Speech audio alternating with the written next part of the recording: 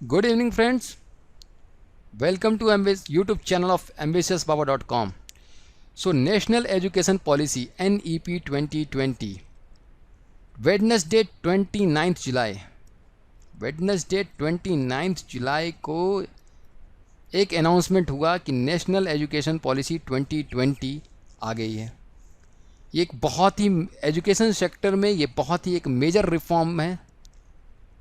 Reform है, और एक रिवॉल्यूशन के नाम पे इसे जाना जाएगा। ठीक है, तो इस पूरे नेशनल एजुकेशन पॉलिसी क्या है, नेशनल एजुकेशन पॉलिसी क्यों ये लॉन्च हुआ, क्या इसके पीछे एस्पेक्ट्स हैं और इसमें क्या क्या मेजर एस्पेक्ट्स को कवर किया है गवर्नमेंट ने, ये हम लोग अभी आज की वीडियो में देखेंगे। तो ये आपकी वीडियो देखो, ये जो वीडियो है, इस वीडियो को आप जब पूरा देखेंगे तो आपका नॉलेज पर्सपेक्टिव और एक आपके एग्जाम पर्सपेक्टिव से एक दो क्वेश्चन जरूर बनेंगे और बहुत ही इंपॉर्टेंट टॉपिक है नेशनल एजुकेशन पॉलिसी। तो चलिए आज देखते हैं हम लोग national education policy 2020। IB minister Prakash Javadekar और एचआरडी मिनिस्टर रमेश पोखरियाल निशंक ने 1920 को अनाउंस किया, एनईपी 2020 को अनाउंस किया, नेशनल एजुकेशन पॉलिसी 2020 को अनाउंस किया। और क्या है उसमें एस्पेक्ट्स, क्या इंपॉर्टेंट है, इस चीज़ को अभी हम लोग देखेंगे। तो सबसे पहला जो चेंज है, जो फर्स्ट और इम्पॉर्टेंट चेंज है कि पूरी नाम union human resource development ministry की नाम ही चेंज करके मिनिस्ट्री ऑफ एजुकेशन आ गया है। तो देखो, इस नाम को जब मिनिस्ट्री ऑफ एजुकेशन है तो दो चीज़ें यहाँ पे एकदम क्लियर साफ हो गई है। एक कि जब आप पूरी किसी चीज़ की पूरी रिफॉर्मेशन के नाम पे आपने उसने नेम ही चेंज कर दिया तो दिट शोज, इट रिफ्लेक्ट्स कि it has going to be a major change, क्योंकि आपने उसकी पूरी नाम बदल दी। और दूसरा, नाम बदल के आपने जो नाम रखा है एजुकेशन, मिनिस्ट्री ऑफ एजुकेशन, इसका मतलब ये क्लियर हो गया है इंडियन गवर्नमेंट की तरफ से, गवर्नमेंट ऑफ इंडिया की तरफ से, कि अब सारा ध्यान जो केंद्रित होगा नई शिक्षा नीति के तहत वो आपके एजुकेशन सेक्टर में होगा। ठीक है, so now the new education policy NEP 2020 aims at the revamping of all aspects of the Indian education structure. मतलब पूरी इंडियन एजुकेशन की, भारत की पूरी शिक्षा की जो ढांचे हैं, उस ढांचे को पूरा बदल के एक नए ढांचे में, नए फ्रेमवर्क में लेकर आया जाएगा। और क्या है वो फ्रेमवर्क, सारे इंपॉर्टेंट टॉपिक्स को आज हम लोग यहाँ पर डिस्कस करेंगे, छोटे छोटे पॉइंट्स को डिस्कस करेंगे। तो बेसिकली नेशनल एजुकेशन पॉलिसी को इसलिए एक मेजर रिफॉर्म भी चेंज माना जाता है क्योंकि 1986 में इसके पहले की नेशनल एजुकेशन पॉलिसी थी। और देखो 34 इयर्स के बाद से 2020 में इस शिक्षा नीति में बदलाव लाने की कोशिश की गई है। तो जाहिर सी बात है कि जब इतनी बड़ी बदलाव होगी तो एक बहुत ही मेजर रिफॉर्म होगा और पूरी तरीके से पूरी स्केलेटन को बदल दिया है, पूरी ढांचा को बदल दिया गया है। ठीक है, ये सारे टॉपिक अभी हम लोग कवर करेंगे 2025 में क्या है। चलिए नेक्स्ट स्लाइड में पहुंचते हैं और वहां पे हम इस टॉपिक को कवर करेंगे। क्वेश्चन ये है कि व्हाट इज एनईपी, एनईपी है क्या। पहले तो मैं इस एनईपी के बारे में इतने बोल रहा हूं कि आपको पहले ये बता दूं कि एनईपी 2020 है क्या। एनईपी 2020 नेशनल एजुकेशन पॉलिसी 29 जुलाई 2020 वेडनेसडे को अनाउंस किया गया। और इसका एक ही एम है कि इंडिया को global knowledge super power, Bharat को शिक्षा के रूप में, शिक्षा के दर्जे पे ग्लोबली सुपर पावर बनाया जाएगा। ग्लोबली सुपर पावर का मतलब है क्या कि सारे एजुकेशन सेक्टर्स को अपग्रेड किया जाएगा। ठीक है, और इस पूरी पॉलिसी को लाने में 5 साल से, या तो मैं कहूँगा कि बहुत साल से ये कोशिश हो रही थी। 1992 में भी ट्राई किया गया था, 2010 में भी ट्राई किया गया था और इस तरह पॉलिसी बननी थी, लेकिन 5 साल पे सिर्फ इस पॉलिसी पे काम किया गया है, NEP 2020 पे। और जो इसरो के जो एक्स चीफ थे के कस्तूरी रंगन की अध्यक्षता में, इनके लीडरशिप में, इनकी मार्गदर्शक में इस कमेटी का फॉर्मेशन हुआ था। और इस कमेटी ने इस न्यू एजुकेशन पॉलिसी का ड्राफ्ट ओपनली पब्लिक के मंच पे, जनता के मंच पे रखा था और बोला था कि, अनाउंस किया था कि एनी मॉडिफिकेशंस और सजेशंस विल बी इंटरटेन। किसी भी तरीके का मॉडिफिकेशन सजेशन अगर आप लोग चाहते हो तो उसे आप कंट्रीब्यूट करो। और कंट्रीब्यूट करने के बाद से देखो, जब इन्होंने अपनी पूरी रिपोर्ट सौंपी 2019 में, तो ये 2020 में इस चीज़ को पूरा ध्यान देते हुए, इसको पूरी अच्छे से रिव्यू करके गवर्नमेंट ने 29 जुलाई को इस चीज़ का अनाउंस कर दिया। ठीक है, फिर क्वेश्चन आता है what has been changed. The new session will start in September October. अभी जो डिले हुआ है, ये डिले से आपको पता ही है कोविड-19 के कारण जो हो रहा है। ठीक है, कोविड-19 के कारण जो डिले हो रहा है, इसके कारण जो सितंबर अक्टूबर से ये नया सेशन स्टार्ट होगा। ठीक है, लेकिन क्यों इंपॉर्टेंट है नेशनल एजुकेशन पॉलिसी, इंपॉर्टेंट क्यों है? क्योंकि ये देखो, एक चीज़ तो आपको ये समझ लो कि इसने नेशनल एजुकेशन पॉलिसी ने major transformation higher education, increase focus on the non academic skills. Non academic skills का बढ़ावा इंडिया में बिल्कुल ही नहीं था पहले, उस चीज़ पे ध्यान दिया जाएगा। देखो, इस चीज़ नॉन एकेडमिक स्किल्स को नहीं बढ़ने से दो बहुत बड़े लॉसेज हैं इंडिया को। एक तो इंडिया का जो को करिकुलर एक्टिविटीज़ या जो एक्स्ट्रा स्किल होता है बच्चों में, वो बहुत डिसअपियर होने लगता है क्योंकि इंडिया में उसका रिकॉग्निशन नहीं है, ठीक है। और दूसरी जो होती है ना, एक जो शेम होता है कि क्या कहते हैं, एक जो एजुकेशन स्टडी में कि अरे पढ़ लिख के ऐसा किया, आपने मैथ्स नहीं लिया या कॉमर्स नहीं लिया या आपने साइंस नहीं लिया, इस तरीके की जो बात होती है वो सब बातें आपके दिमाग से निकल जाती है। क्योंकि आप अगर डांस को या आप अपने गाने को या किसी भी चीज़ को अगर आप उसको पब्लिकली अगर उसको वो करते हो, अपग्रेड करते हो, बढ़ाते हो, पब्लिकली अपग्रेड करते हो, तो क्या होता है कि लोगों का स्टार्टिंग से ही व्यू आता है कि हाँ ये भी एक कोर्स है। अभी क्या है, अभी फोटोग्राफी को एक कोर्स नहीं मानी जाती। फोटोग्राफी जो करते हैं लोग उसको वो करते हैं कि फोटोग्राफी में आपका इंटरेस्ट क्यों है, आप पढ़ाई करो, पढ़ लिख के अच्छे बनो, ऐसा नहीं है। फोटोग्राफी भी एक तरीके का स्किल है। तो नॉन एकेडमिक स्किल्स को बढ़ाने के लिए इस बार के लिए बहुत कोशिश की गई है। और दूसरा ये चीज़ देखो कि जो कोर्स में जो फ्लेक्सिबिलिटी लाई गई है, लैंग्वेज डाइवर्सिटी और कोर्स फ्लूइडिटी है, इसको अब नेक्स्ट स्लाइड में जब हम लोग एक एक टॉपिक को कवर करते हैं, एक एक पॉइंट को पढ़ेंगे, तो ये समझना बहुत ज़रूरी है आप लोगों के लिए कि क्या फ्लेक्सिबिलिटी है। लेकिन मैं ये जरूर कहूँगा, देखो ambitiousbaba.com कभी भी किसी पॉलिटिकल एंगल से किसी चीज़ को पढ़ने के लिए नहीं बोलता है। पॉलिटिकल एंगल से बिल्कुल भी नहीं पढ़ना चाहिए, क्योंकि हम लोग प्रिपरेशन कर रहे हैं, आप सब लोग इसकी प्रिपरेशन कर रहे हो, तो कभी पॉलिटिकल एंगल किसी भी पॉलिसी में मत जोड़ो कि उसमें डिबेट नहीं है, इट्स बस just for your knowledge perspective. लेकिन किसी भी कंट्री में एजुकेशन पॉलिसी 34 ईयर्स तक अगर चेंज नहीं होगा तो कोर्सेज, स्किल और माइंड सेट, एनालिटिकल व्यू सब स्टैगनेट हो जाएगा। स्टैगनेट मतलब एक जगह रुक जाएगा। तो ये एक मैं बहुत ही डिले बोलूँगा, इस पॉलिसी को लाने में बहुत ही डिले हुआ है, लेकिन फिर भी एवरी स्टेप इज़ वेलकम, ठीक है, इसको वेलकम किया जाएगा। और NEP aims to get the 6% of the GDP in the education sector.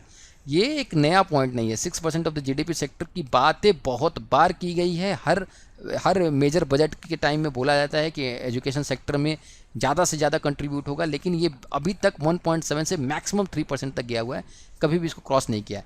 लेकिन क्योंकि इस बार पूरी स्ट्रक्चर चेंज हो रही है, तो इस बार हम लोग इसको पॉजिटिव होप मानकर 6% भी देखेंगे कि हो सकता है कि 6% भी GDP में खर्चा हो, ठीक है। अब इनके ये सारे पॉइंट्स, ठीक है, इस पॉइंट को एक शेयर करके देखते हैं। Emphasis on language and mathematics from class 1 to 3, मतलब लैंग्वेज और मैथमेटिक्स पे पहले से क्लास 1 और क्लास 3 से ही जोर देना शुरू किया जाएगा।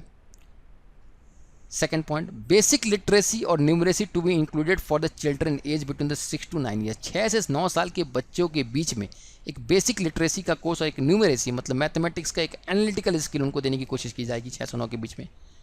फिर तीसरा जो ये पॉइंट है, ये थोड़ा सा डिबेटेबल पॉइंट बना है, अभी लगातार ट्विटर पे और इंस्टाग्राम पे इस पर डिबेट हो रहा है। The medium of instruction is going to be mother tongue local language till class 5, मतलब क्लास 5 तक रीजनल लैंग्वेज, जरूरी नहीं है कि आप हिंदी, पहले इस पर भी एक बात चल रही थी, हिंदी हो या इंग्लिश हो, ऐसा नहीं है, मदर टंग या लोकल लैंग्वेज में पढ़ाई कराई जा सकती है, preferably till class 8 also. Class 5 तक तो बिल्कुल ही करानी होगी, प्रेफरेबल है, और 8 तक भी अगर आप कर सकते हो चाहो तो। लेकिन यहाँ पे अगर आप पॉलिसी को पढ़ोगे तो यहाँ पे उन्होंने एक लाइन जरूर ऐड किया है, wherever it is possible, जो कि स्लाइड में नहीं है। Wherever it is possible मतलब क्या है इसका? मतलब इसका ये है कि देखो कई ऐसी जगह है, मेट्रोपोलिटन सिटीज़ है, सिटीज़ है, बैंगलोर है, दिल्ली है, यहाँ पे जो कई एरिया से बच्चे आते हैं, कई यूपी से, बिहार से, साउथ से ये लोग आते हैं। अगर यहाँ पे मदर टंग और लोकल लैंग्वेज को अगर पढ़ाया जाएगा तो इसमें जो एक कॉमन बेस होता है, कॉमन बेस जैसे इंग्लिश एक कॉमन बेस हुआ करता था, अगर वो मीडियम ऑफ इंस्ट्रक्शंस नहीं रहेगा, मीडियम ऑफ टीचिंग नहीं रहेगा, तो बाकी के एरिया के बच्चों को ज़रूरत होगी।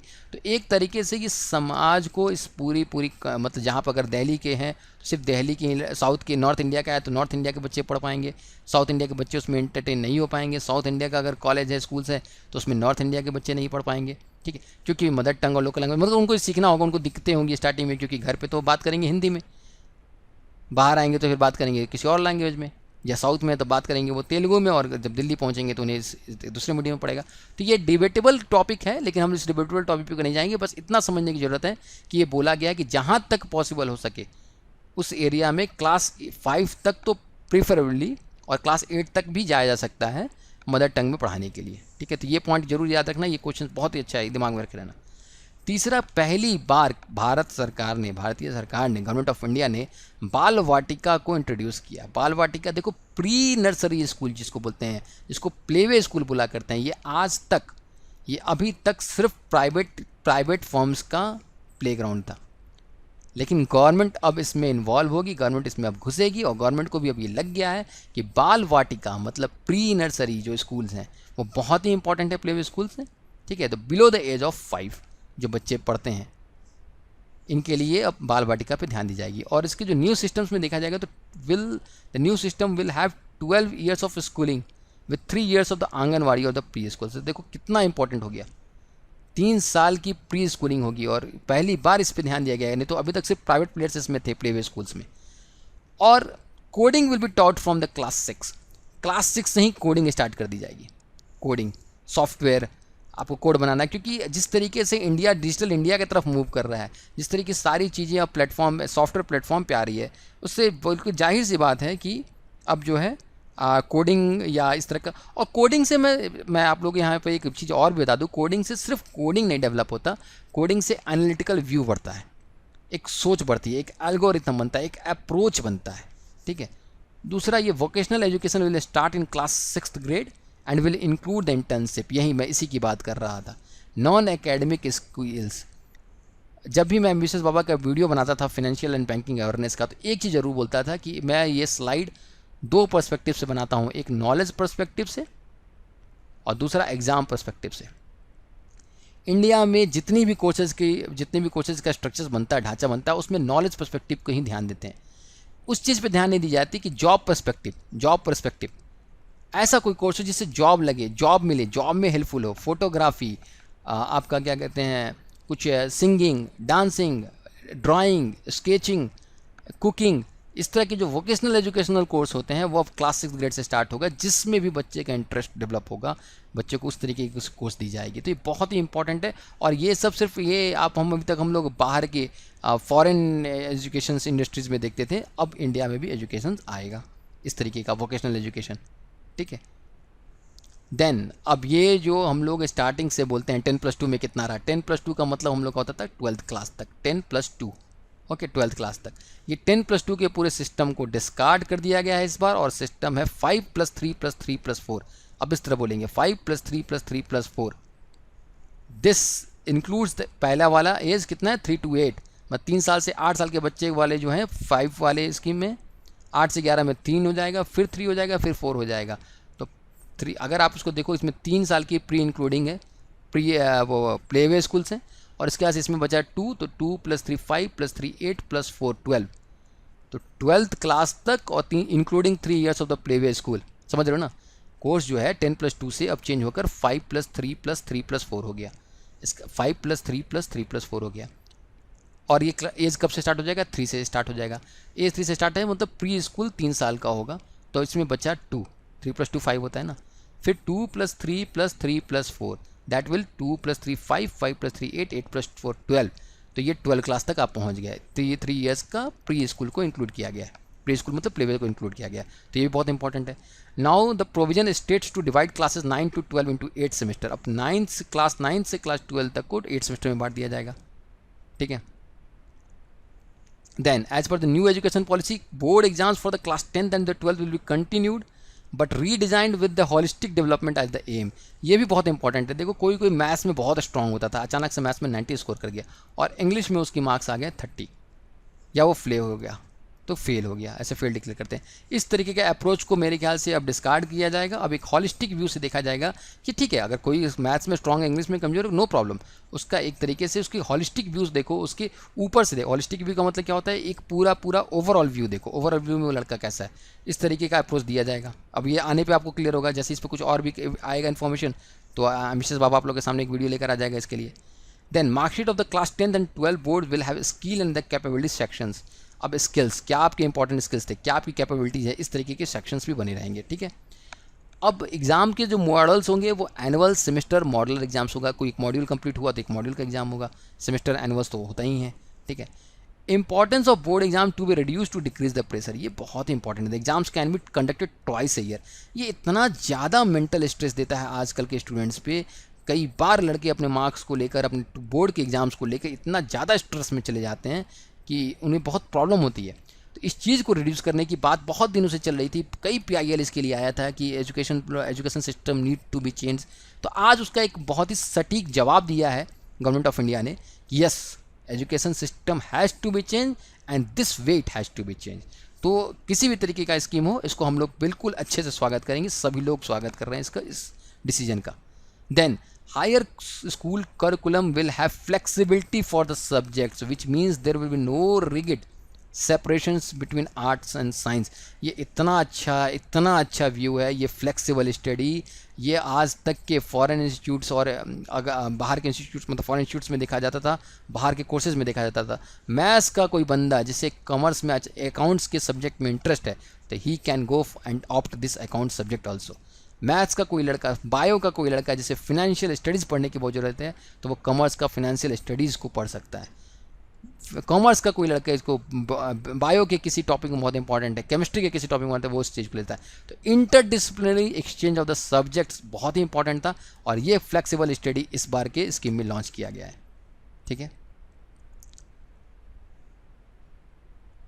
फिर UG colleges to be autonomous, undergraduate college जो होगा वो मोर ऑटोनोमस होगा, ऑटोनोमस की तरफ जाएगा, ठीक है।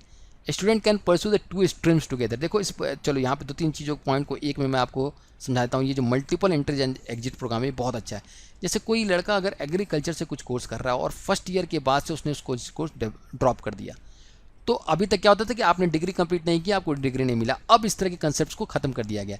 अगर आप 1 साल के बाद ड्रॉप आउट हो रहे हो तो आपको 1 साल का डिग्री मिलेगा। तो degree will be now based upon on your study, not for the completion of that degree. First year का डिग्री मिलेगा, आपने सेकंड ईयर में ड्रॉप किया तो सेकंड ईयर का डिग्री मिलेगा। तो जब भी आपके एक स्किल्स में ये ऐड रहेगा कि आपने 2 साल का यहाँ पर डिग्री लिया हुआ है, फिर आपने इस कोर्स को चेंज करके आप किसी और बीटेक में चले गए हो, इंजीनियरिंग कर रहे हो, वहाँ पे आपने 3 साल पढ़ाई की, 3 साल आपने वहाँ पढ़ाई की, आपने वहाँ भी छोड़ दिया, आप फिर किसी साल में 1 साल किए, तो आपको ये सारे डिग्रीज मिल देंगे। 2 साल आपके लिए एग्रीकल्चर है, 3 साल आपका बीटेक है, 1 साल आपका बैंकिंग में कमर्शियल्स में है। तो इस तरह के मल्टीपल एंट्री और एग्जिट प्रोग्राम को भी बढ़ावा दिया गया है। और ये मल्टी डिसिप्लिनरी जो सब्जेक्ट है ना, ये भी बहुत ही अच्छा अप्रोच माना जाता है किसी भी स्टूडेंट्स के लिए कि मतलब ठीक है, उनका बहुत ज़्यादा वो डाइवर्सिफाइड है, वो कुछ दूसरे तरीके से पढ़ना चाहते हैं, एक चीज़ पढ़ के उनका मन नहीं लग रहा है, तो उन्हें ऐसा नहीं दिखना चाहिए कि मेरा करियर अब एंड हो गया। 4 साल का कोर्स था, मैंने फर्स्ट ईयर में ड्रॉप आउट कर दिया तो मतलब मैं अब खत्म हो गया, मेरे पास अब कुछ भी दिख नहीं रहा है। ऐसा नहीं, आपके पास फर्स्ट ईयर का इंजीनियरिंग का डिग्री रखा हुआ है, ठीक है। तो जितनी आप पढ़ाई करोगे उतनी आपको डिग्री मिलेगी, ये एक अच्छा स्कीम है। लेकिन एक पॉइंट यहाँ पे जो बोला गया है, ये जो except for the legal and the medical college, all higher education institutes will be governed by the single regulatory body। Single regulatory body से जो कंट्रोल होना, मतलब अगर देखा जाए तो आपको ये मैं एक चीज़ और बता दूं यहाँ पे, हालांकि इकोनॉमिक्स से रिलेटेड है, पॉलिटी से। एजुकेशन जो है पहले एक स्टेट लिस्ट में था, स्टेट लिस्ट 3 लिस्ट होता है ना, स्टेट लिस्ट, सेंट्रल लिस्ट और कॉन्करेंट लिस्ट। बाद में इसको मूव करके कॉन्करेंट लिस्ट में डाल दिया गया था, कॉन्करेंट लिस्ट में। लेकिन ये जो मूव होगा कि अगर पूरी एक रेगुलेटरी बॉडी से, काउंसिल से रेगुलेट होगी, ये मोस्टली इसको डाइवर्ट करेगा, लेके जाएगा सेंट्रल लिस्ट की तरफ। मतलब एक रेगुलेटरी होगा जो कि आपके हायर एजुकेशन के इंस्टीट्यूट्स के बारे में डिसीजन ले सकता है।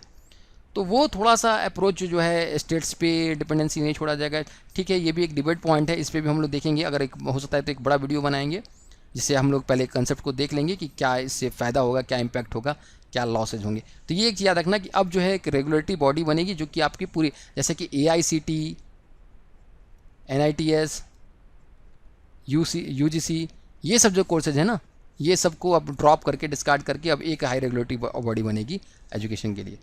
तो HEC के जो 4 इंडिपेंडेंट वर्टिकल्स होंगे उसके नाम यहाँ पे दिए हुए हैं: national higher education regulatory council, general education council, higher education grant council, national accreditation council और MPhil course to be discontinued under the new national education policy. MPhil course चल जाएगा। और एक चीज़ यहाँ पे शायद स्लाइड में ऐड नहीं हुआ है, याद रखो कि फॉरेन यूनिवर्सिटीज़ को इंडिया में वेलकम करने के लिए भी चैनल्स को ओपन किया गया, गेट को ओपन किया गया। हालांकि ये फॉरेन एजुकेशन 2010 में भी इसको इंक्लूड किया गया था, लेकिन अब इसको क्या कहते हैं बहुत अच्छे तरीके से वेलकम किया गया है। और क्या क्या उसमें पॉलिसी होगी, क्या डिसीजन होगी, क्या करिकुलम एक्टिविटीज़ होगी, ये सब चीज़ें हम लोग किसी इलेबोरेटरी वीडियोज़ में देखेंगे जब उस पर और क्लैरिटी आएगी। अभी के लिए आपके लिए सारे टॉपिक्स, सारे पॉइंट्स बहुत ही इंपॉर्टेंट थे। आप इसको अच्छे से देख लीजिए, अच्छे से समझ लीजिए, और नेशनल एजुकेशन पॉलिसी 2020 को एक अच्छा इनिशिएटिव मानते हुए हम लोग जो है इसको उसको अभी कंप्लीट करते हैं। ठीक है, till then you keep doing your well. Thank you, thanks a lot for your support.